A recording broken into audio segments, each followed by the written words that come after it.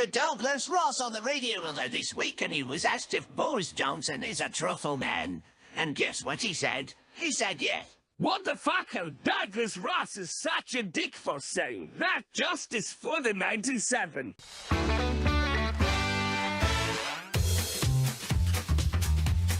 It's Breaking the News with Des Clark.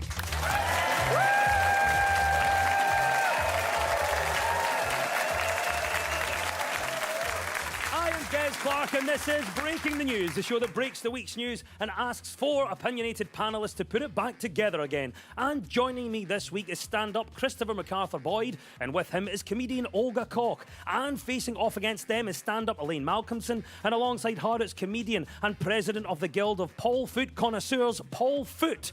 In the news this week, climate activists have deflated tyres on dozens of SUVs parked in an upmarket area of Edinburgh.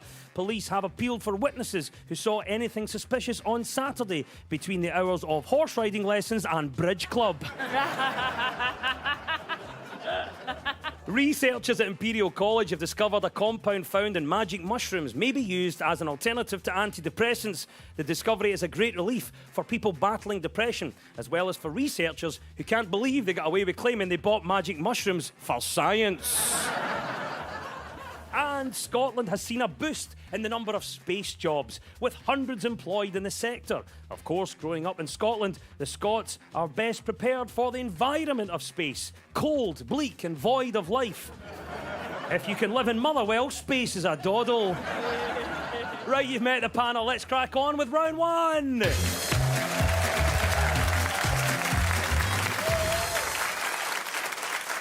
This is the Broken News round, where our teams have to guess two major stories of the week that have been mashed together into one single news headline. So, Olga and Chris, can you tell me what the first story in our mashup is?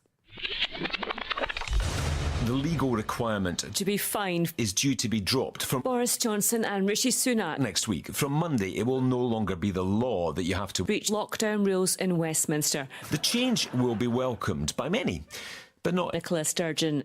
Well, there you go. That's all the news you need to know. What was in there? First things first, Chris, what did you hear?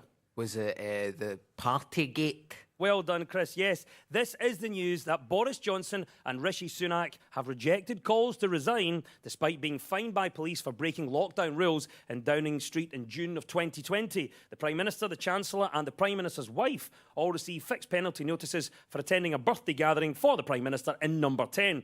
As a result, Mr Johnson has become the UK's first serving Prime Minister to be sanctioned for breaking the law. All three have apologised, but opposition MPs say the Prime Minister and Mr Sunak should quit. For neutrality and impartiality, I'm going to play devil's advocate and say they shouldn't resign. I don't think anyone broke the law. I think Rishi Sunak didn't think he broke the party law because the party was actually granted non-dom status. So, Paul, what do you make of this then? We've had revelations, but should these people resign? Well, yes, I thought that was interesting because a lot of Tory MPs are saying that it's not the right time for Boris to resign because of the war. But that's a bit like saying you shouldn't replace your boiler because there's been a dog attack in the local park. and basically, what they're really saying, because they don't really mean that, what they're saying is, well, they don't want to replace the boiler because the obvious replacement boiler has itself received a fine for being unsafe. And also, the replacement boiler's wife, who in this analogy is the thermostat, is registered for tax purposes in India. Elaine, what do you think then? Because obviously we've got the controversy around what happened and the police investigation. Do you think this is an issue for which Mr Sunak and Mr Johnson should resign? I don't know. The first Prime Minister to be sanctioned for breaking the law. I mean, that just suggests the others didn't get caught. And the apology, I mean, that... call it an apology. There was no sincerity in that at all, was there? It was as sincere as a personalised Moonpig card with the wrong name on it.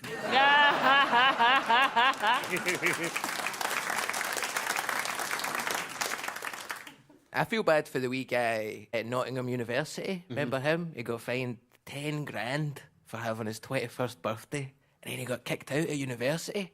So his life is ruined. But the people who made that rule have done the same thing. They should have to go to Nottingham University. Do you know what I mean? See how they like it. Also, like, what's the worst thing that can happen to Rishi? Okay, so he resigns and then goes to the US with that sexy British accent? Okay. Sounds like a win to me. Elaine, I'll ask you this question. So we've got Rishi Sunak, we've got Boris Johnson. They've been fined this week. Will you admit to it? Have you ever been fined for anything? Not under this name. Christopher. I was fined for accidentally littering a cigarette outside Glasgow Central train station. I attempted to place the cigarette in the ashtray at the top of the bin. However, don't know how you feel, but I find bins to be surprisingly tall. I'm a petite gentleman, so I tried to alley-oop it in. It hit the side, rolled down, and a community officer came over and started getting my details off me. And this woman, this wee tiny Glasgow woman, kind of came up behind him and leaned over his shoulder and went, "You don't have to tell him anything. He's not a real policeman. Just run." There we go. The latest fine for Partygate is the correct answer. Olga and Christopher, well done. You get 2 points for that. Now to you, Elaine and Paul. What was the other story we were after? Is it that we don't have to wear a mask anymore? That's the right answer. Well done, yes. From Monday, the 18th of April, that is this coming Monday, the legal requirement to wear face coverings in indoor settings and in public transport comes to an end across Scotland. First Minister Nicola Sturgeon announced last month that the legal restrictions would end, replaced by guidance. At long last, finally, cried those who already stopped doing it months ago. And that's where we're at. That's the change that's coming on Monday.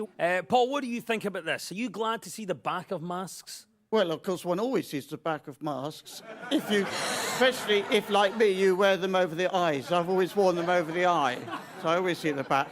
But actually, being serious for a minute, I think there are places where masks are very important, and people forget that masks are important. For example, at masked balls. Then it's very, sort of 18th century, sort of with a French sort of twist to it. And the other situation in which masks are very important also is scuba diving. So yes, I am in favour. Yes, in some settings. In some settings, there is a place for masks. Chris, obviously, some changes happening coming on Monday.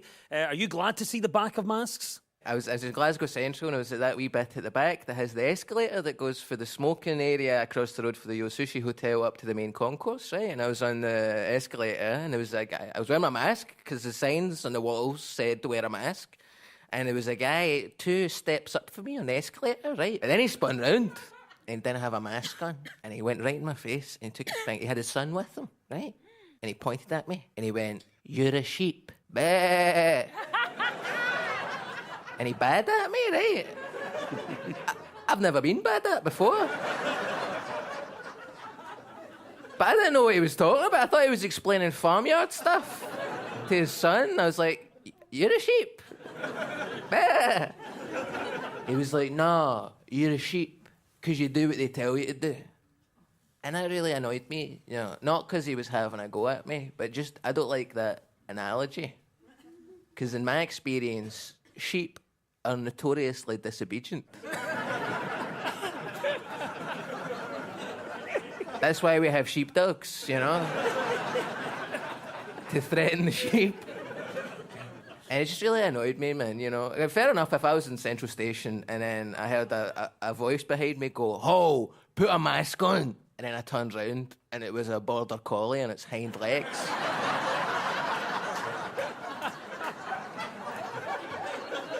I'd be like, "God, I feel like such a sheep, Well, obviously, the masks are disappearing from certain situations, but would you support certain events where you had to wear a mask? Elaine? Well, it's just the legal requirement that's gone, isn't it? It's still guidance. I think it says a lot about guidance in that the amount of respect and following guidance we do from the guidance we get from our guidance teachers. Because if we all listened to all the guidance we were given, I would have got a good job in a bank. Paul, what do you think about this then? I think you've alluded to it, but would you support certain events where you had to wear a mask? Well, actually, it's interesting, isn't it? Because we now accept that we should wear masks. We've almost all forgotten that it was only 2 years ago that there were, like, all the Conservative Party and other people in government, they were all saying, oh, masks don't do anything. Do you remember they were saying, oh, it doesn't do anything, it's not really worth wearing? It's now accepted we wear them, and it was all about washing your hands. It was all, you wash your hands for 25 minutes and rub all your hands. And it's a respiratory disease. You obviously want to stop sort of stuff coming out of your mouth. But no, don't do it. The masks don't do anything. There's no evidence they do anything at all. You need to wash your hands. I mean, it's like saying, oh, you're worried about malaria, you know, try this nicotine gum. Olga, would you support certain events where you had to wear a mask? Yes, only during sex. What rules would you like to bring into venues? Every audience member is replaced with my parents telling me they're proud of me. No offense. Christopher, final thoughts on this to you. We're talking about rules and venues, but what rules would you like to bring into venues? Obviously, people are radicalised by their own self-interests. I would like to see implemented at musical concerts, tall people at the back.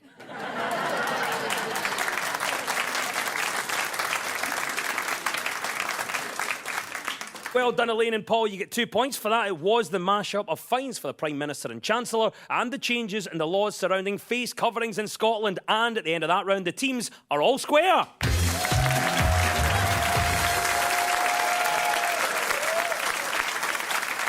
Now, so much of our news is about public opinion, and this week we spoke to actress Joyce Faulkner and star of Scot Squad Manjot Sumal. So, Elaine and Paul, what story do you think Manjot is on about here? I think it's one of the great British traditions that we look forward to a weekend away. We have to go on holiday, and I don't care how much it costs, I'm going on holiday. And I don't care how much time I have to spend in the car, I'm going on holiday. It's the Easter bank holiday weekend. That is the right answer. Well done, Elaine. It's the news that this weekend's Easter getaway could be the busiest on the UK's roads for at least 8 years. An estimated 21.5 million leisure trips will be made by car between Good Friday and Easter Monday. The busiest single day on the roads over the bank holiday weekend is expected to be Good Friday. What do you think then, Elaine? So we're talking about travel chaos. Some of the headlines are saying ahead of this weekend.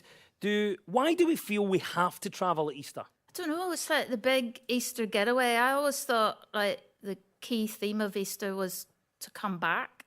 I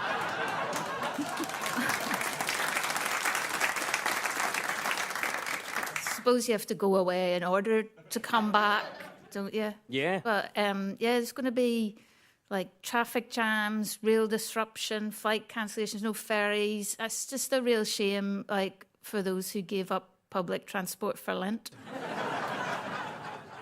We're going to break records for the amount of travel on the roads this Easter weekend. Why do we feel we need to travel at Easter? I think it's subliminal advertising because the word Easter has got the word east in it. So you think, I want to travel, and you want to travel east, and then after a couple of days you realise you're Easter than you were the day before. I think that's the reason people travel at Easter. We will never travel at Easter type of family. Do you know what I mean? Because that's when they jack the prices up. And my dad was quite tight, so we were more like halfway through a term. My dad rocks up at the school like, there's been a family emergency. And the teachers are like, why do you have suitcases? He's like, there's no time to explain. Jumped in a private hire to Prestwick Airport. So, you know, we never did that. I don't know what you're talking about. No. Olga, there is some stats around about this is the time of the year most of us do DIY, either that or we're eating chocolate. Does this sound familiar to you? Will this be your Easter weekend? The only bit of DIY that I'm doing is I'm ever so slightly and very carefully, with surgical precision, cutting off the top of a large Galaxy chocolate egg, then filling it to the brim with Baileys and locking it myself in my bedroom. Yes. Happy Easter, baby. That is DIY. Drink it yourself. I'll come to you on this one, because obviously we're looking for help for people that might be staying at home this Easter weekend. What advice would you give them? Register yourself in the UK for tax purposes. and consider the possibility of backdating it. That would be my advice to some people. And that is the right answer. Of course, we referred to the Easter holidays and the increase in traffic and the increase of DIY over the coming weekend. The busy roads suggest everyone is clearly making up for 2 Easters of not travelling. A bit like when you do dry January, then in February the 2nd, wake up in a skip with your shoes gone. So there we go, making the most of Easter is right, and 2 points go to Elaine and Paul. To you now, Olga and Christopher, what do you think Joyce is talking about here? The Scots are quite prolific at it. I suppose I tend to use kind of grunts and strange noises to cover up if I'm in a situation that I can't. Maybe folk are just angrier. Is she possibly talking about cursing? I will take that as the right answer. Well done. It was revealed this week that Scottish actor Brian Cox says playing billionaire media mogul Logan Roy in the hit TV series Succession has affected him in an unexpected way, that he can't stop swearing. In the HBO show, Cox plays the ageing patriarch of the Waystar Royco conglomerate who famously peppers his speech with curses. The 75-year-old actor says he swore in the past, but now seems to be possessed by Logan's bad language. You see, I met Brian Cox, the physicist, and he said that discovering the sort of incredible nature of space-time and the sort of the vastness and interconnectedness of sort of quantum mechanics and physics, it's caused him to do a lot of road rage. So these Brian Coxes, they're just unhinged, aren't they? Elaine, are you the same as Brian Cox? Do you enjoy a good swear? It's a great emotional release, isn't it? And you can't cry all day. Well, he said his role in Succession has made him swear more. I wonder how many burger vans he opened after playing Bob Servant. Christopher, what do you think about this? Are there good things that can come out of bad words? Do you think there are benefits to swearing? I mean, scientifically, it's proven that swearing reduces your blood pressure. So it actually makes you a lot healthier to swear, which makes you wonder how low the life expectancy would be here if we didn't swear. You know, it's like we all die at 37, unfortunately. I don't swear a lot, but I understand that it can be useful in some situations, like to get your point across. Like you don't hear policemen shouting, "Oh, sweet cheesecakes." That son of a biscuit has a gun. You know, put down that weapon, or you're getting a taser in your barnacles. I don't know.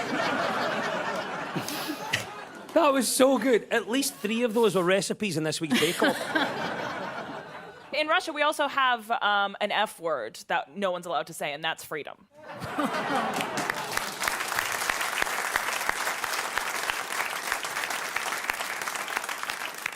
Go on then, accept the challenge. Christopher MacArthur Boyd, what is your favourite non-swearing curse? I really like the Scottish one, "In the name of the wee man." You know, because I don't know who that wee man is. It's just somebody. It may be me, you know. Swearing is the correct answer, and 2 points goes to Olga and Christopher.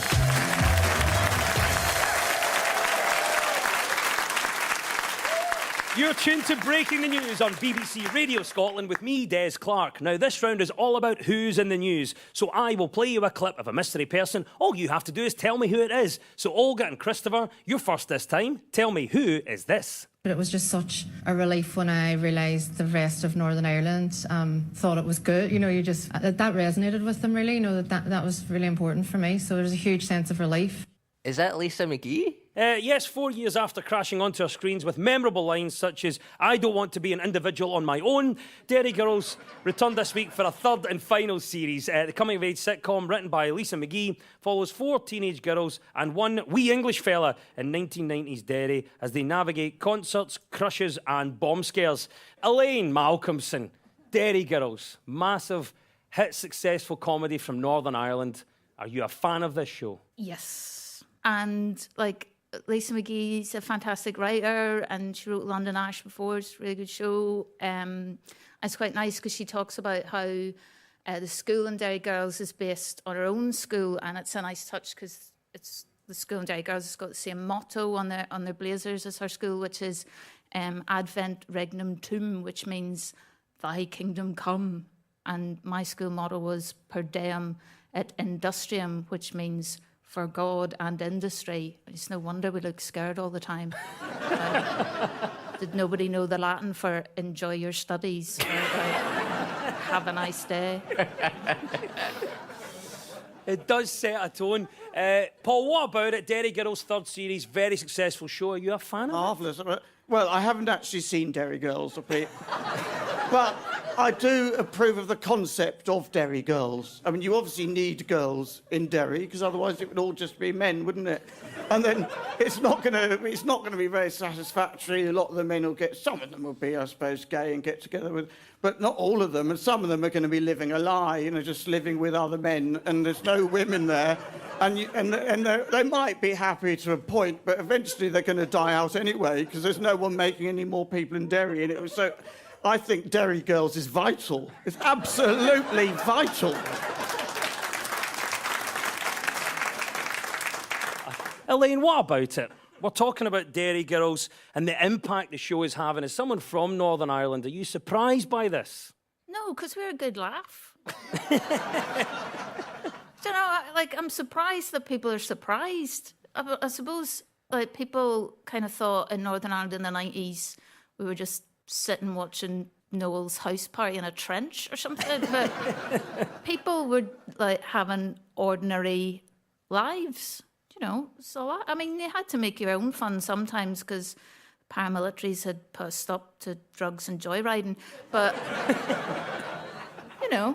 Well, actually, you've touched upon the 1990s, which is when the show is set. So let's ask the panel what their favourite thing is about the 1990s. 1997, the film Titanic comes out, obviously. And then everybody's interested in the Titanic again. And then everybody's going to Belfast, to the Titanic Museum, and all the people in Northern Ireland are finally employed.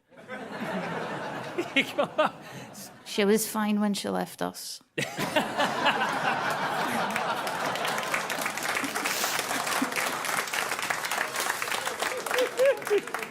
2 points go to Olga and Christopher. That was writer of Derry Girls, Lisa McGee. Right to you, Elaine and Paul. It's your turn now. Who is this and why are they in the news? Being from the Northeast, I think it's definitely made me quite calm. I was always surrounded by mountains and fields, and also it's given me so many options as to where I can take my music. Is it Emily Sandé? That is correct. It is Emily Sandé, who revealed this week that classical composers like Chopin, Beethoven, Mozart and Tchaikovsky have been an inspiration in making her push further with pop music. The Scottish singer is fronting a new weekly music show on BBC Radio 3 and BBC Sounds, which sees her exploring music that brings strength and inspiration. To be honest, you couldn't find a bigger Beethoven fan than me. For me, his best work's obviously his second. That's where he meets a lady dog. They just have hunters of puppies. It's really good, really good. So I've got a lot in common with Emily Sandé. Emily finds classical music inspirational. Do you agree with Emily in this one, Elaine? I don't know. She says that she's always admired Tchaikovsky, Beethoven, Mozart, and that what they do with one or two bars is complex and intelligent, and that's really high praise, isn't it? I bet that really made their day. Does it inspire you, Olga? Yeah, it inspires me to listen to other music. No, to be fair, I am a fan. I love the classics. You know, Britney, Beyonce, Rihanna. Love them all. All the top classical artists there. Are there still misconceptions about liking classical music? No, I think all ideas about classical music are correct. Like, if a precocious teen boy likes listening to classical music, he is statistically more likely to be a nerdy virgin. That was just science. I never liked it. I don't know what you're talking about.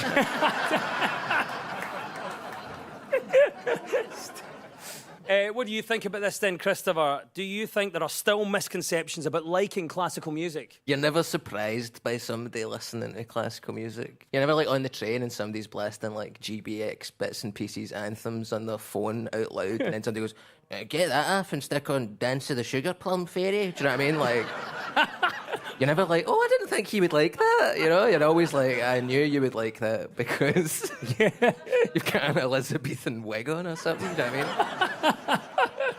So you're right, maybe we have called it right when we see fans of classical music. Emily Sandy says classical music keeps her calm. But what keeps you calm?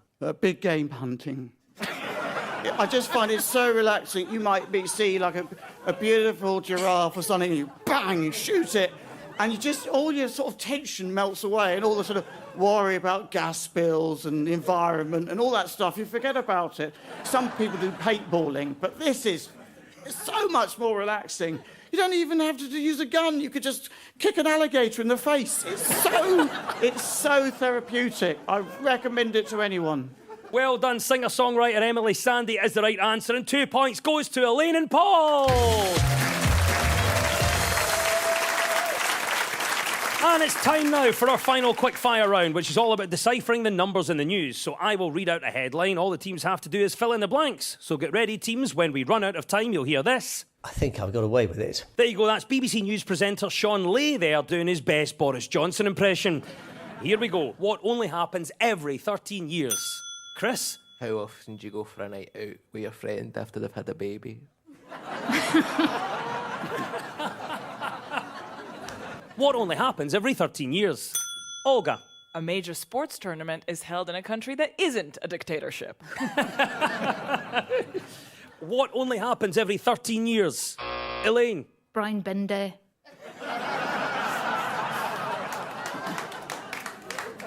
What only happens every 13 years is that Jupiter and Neptune align, which is supposed to bring us 4 months of good luck. I think I've got away with it. OK, that is a klaxon. It means Sean has laid and it's all over. At the end of the quiz, our winners this week are Olga Koch and Christopher McArthur-Boyd. And commiserations to Paul Foot and Elaine Malcolmson. And we'll leave you with the breaking news. Breaking news, just in. A comet with a nucleus 50 times bigger than normal will narrowly miss Earth. Scientists say if it came any closer, there'd be a very serious chance that Priti Patel would try to have it sent to Rwanda for processing. TV presenter Richard Osman is to leave hit BBC One quiz show Pointless after producers realised they could just give Alexander Armstrong a sheet with the answers on it. And this year's Mastermind champion is a retired IT consultant. She breezed through the first round, barely scraped through the semis, and then aced the final. In other words, she really turned it on, turned it off, and then turned it on again. The news is broken. I've been Des Clark. Goodbye!